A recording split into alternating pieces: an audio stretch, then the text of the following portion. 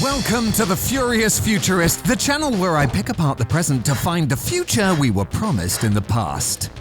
Now, nuclear fusion has long been one of those technologies that's always just around the technological corner, but scientists have recently made a seismic leap in their ability to create and sustain this superlative source of power. But what exactly is fusion? How does it differ from fission? And why don't I have a nuclear fusion reactor on the back of my car?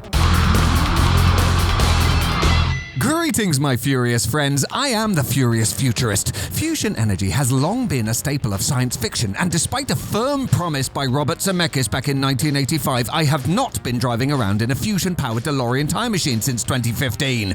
Damn you, Robert Zemeckis! Now, unlike nuclear fission, which involves splitting a single atom into two parts, nuclear fusion occurs when two light hydrogen atoms literally fuse together, hence the name, to create a heavier one. And while the new mass of this combined atom is less than that of the mass of the two that formed it, that missing mass is released as energy, and a lot of it. Some bloke called Einstein did an equation about it or something. We know that the core of the sun is a giant fusion reactor and is perfect for generating the humongous amount of pressure and heat required to sustain fusion, a process that has been enormously difficult to replicate in a lab, until now. Mind you, scientists could have just taken a leaf out of Alfred Molina's scientific scrapbook and simply implanted themselves with giant semi-sentient robotic arms that held a tiny radioactive sun in front of an unprotected audience, including school children. But apparently that's not the best way to go.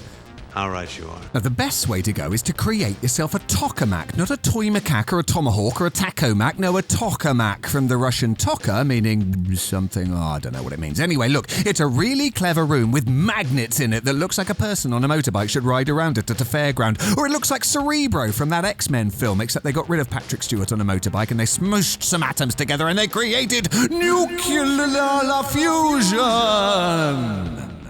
For like 5 seconds. Okay, but 5 seconds is incredibly good. 5 seconds is double the previous amount of time we had sustained fusion for. And this is a technology that has the potential to solve any future energy crisis and put an end to fossil fuel use forever, whilst emitting a fraction of the dangerous radioactivity associated with nuclear fission.